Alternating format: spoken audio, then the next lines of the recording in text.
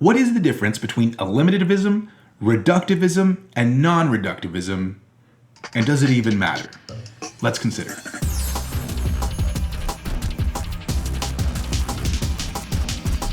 Hello, philosophers. I'm Chico. Welcome to the Philosopher Show, where we consider the greatest questions of human history. Now, in a very recent video on this playlist, we talked about functionalism, and I talked about how functionalism entails non-reductivism, and I didn't really get a ton into what non-reductivism meant. And the reason being, I thought about putting these two videos together, but I thought maybe it would be better if I made a second video solely on non-reductivism. So, if you want to reference that, it would be helpful. And also so that I can juxtapose it to reductivism and eliminativism all together in one video. So what do we mean by these things? Actually, before I begin, I should mention a quick proviso that all three of these views we're talking about, we're assuming that they believe in psychological physicalism. Remember, psychological physicalism, the idea that in philosophy of mind, the only kinds of things that exist are physical things. So not all these guys have to believe that. The eliminativists for sure have to believe that. There's no other choice there. Reductivists,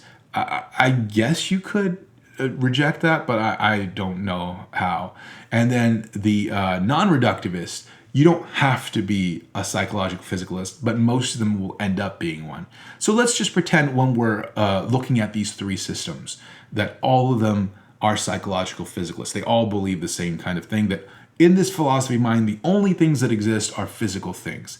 Now, let's consider the statement, I want to surf, as said by both me and as said by the Silver Surfer. Now, the Silver Surfer, let's say, is an alien that's totally different brain structure, right? Let's say it's made out of some kind of silver. I don't know. I don't know what Silver Surfer is actually made out of. I know Norin Rad is a humanist. Never mind. That is way beyond what we have to talk about, and it's way too nerdy. So let's just say that statement, as said by me and as said by Silver Surfer. First of all, that word want, that word want is a psychological term. It's not a physical term.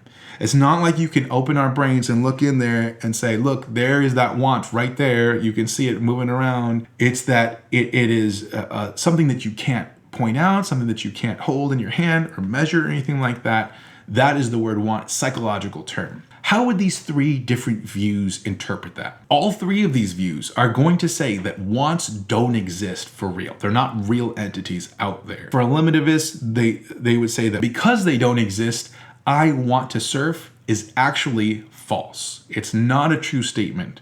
What is true is something like my brain is in a certain state that all things considered would cause me to go out and surf. That's going to be a true statement. And same thing would go for the Silver Surfer, right? I want to surf, as said by the Silver Surfer. They're going to say, well, that's actually false because there is no want that you have in your head.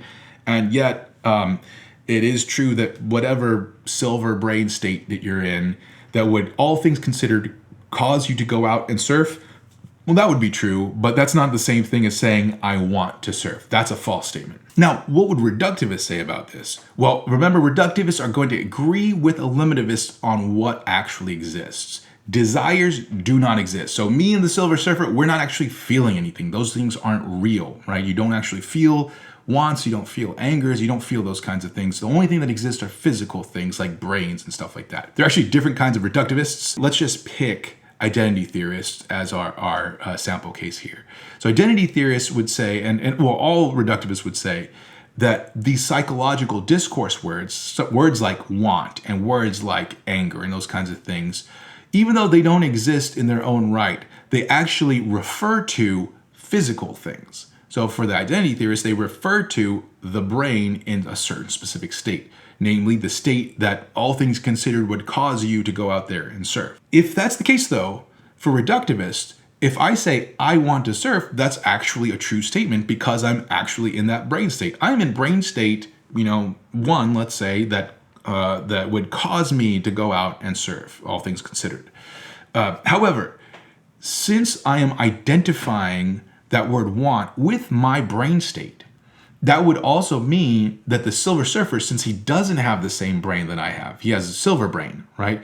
He has, let's say it's even a different structure.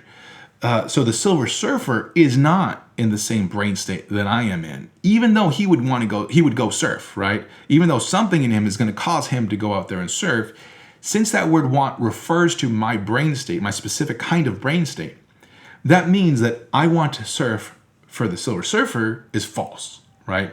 We could come up with some second kind of word, like let's say I silver want to go surf, and that would be true because that refers to his brain state right there.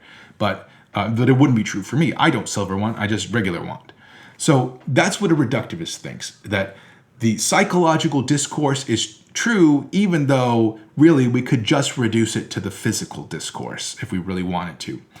Now, the non-reductivist is a little bit different, and here we'll take the functionalists that we recently talked about as our example case. A non-reductivist would say something like this, would agree with the eliminativists and the reductivists that psychological states don't actually exist, right? Desire's not there, right? You don't actually feel anything. They believe you don't feel anything. Neither does a Silver Surfer. So when you say I want to surf, want doesn't refer to some real thing. But what does happen instead, because they don't like that idea that the Silver Surfer, when I say I want to surf, that it's false for the Silver, that sounds weird that the Silver Surfer couldn't say the same thing.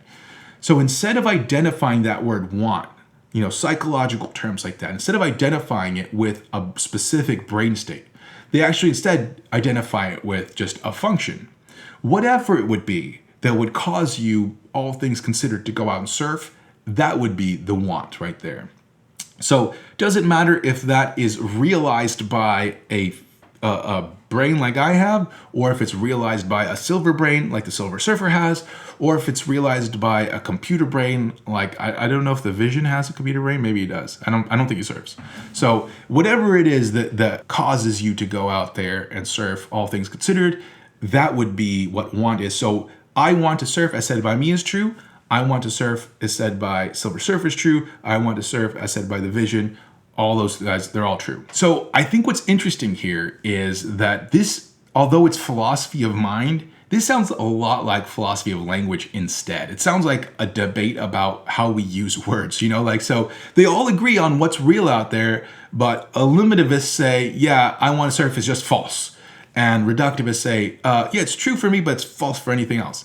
And non-reductivists say, yeah, it's true for everything, even though there is no such thing as wants, right? Like those things don't exist, only physical things exist. So this reminds me a lot of Keith Donnellan's misdescription case. Imagine that we're all sitting around observing a courtroom, and this guy named Smith was killed, and somebody is on trial for the killing of Smith and is acting crazy, right? And this person, let's say everybody believes this person killed Smith. Little do we know, the person didn't actually kill Smith, but all the evidence points that way, and so we all believe it. And I look over at you, I'm like, dude, Smith's killer is crazy. Let's say Smith's killer, his actual killer, is not crazy.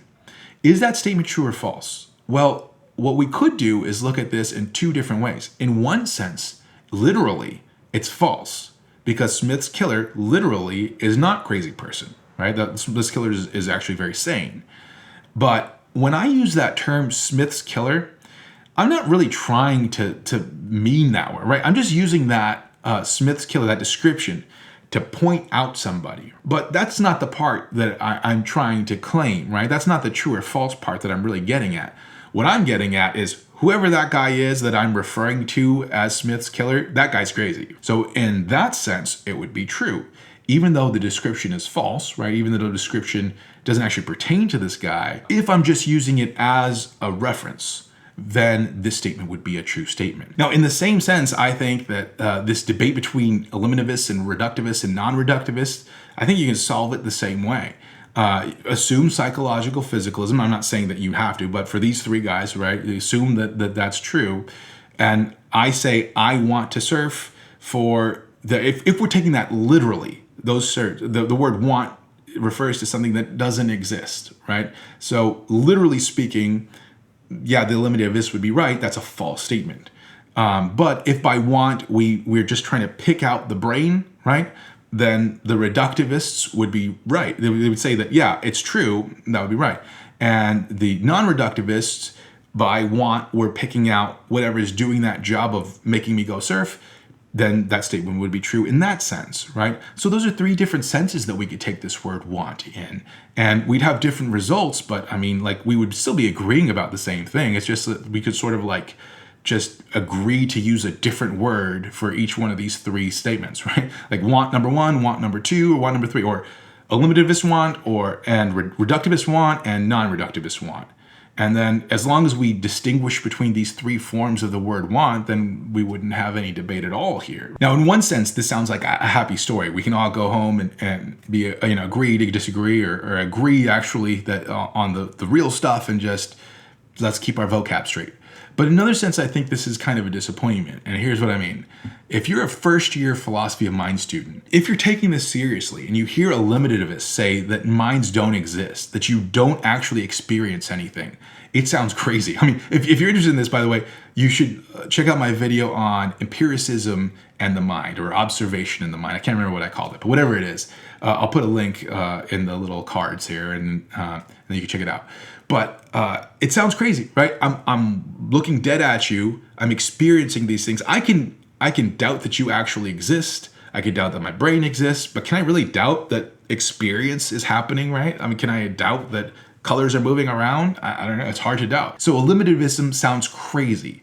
But if I'm going to be a physicalist, and I'm not saying you have to be or that you should be, but if you're going to be a psychological physicalist, you don't want to believe that minds are real things, then you're left with this question, okay, well then how do I resolve this? If eliminativism just sounds crazy, then give me something here. And that's just not what the reductivists or non-reductivists, that's not what they're offering here. So I think that as long as we understand these systems as having a very limited scope, or a very limited goal, all they're trying to do is to say, like, here's how we should use these words.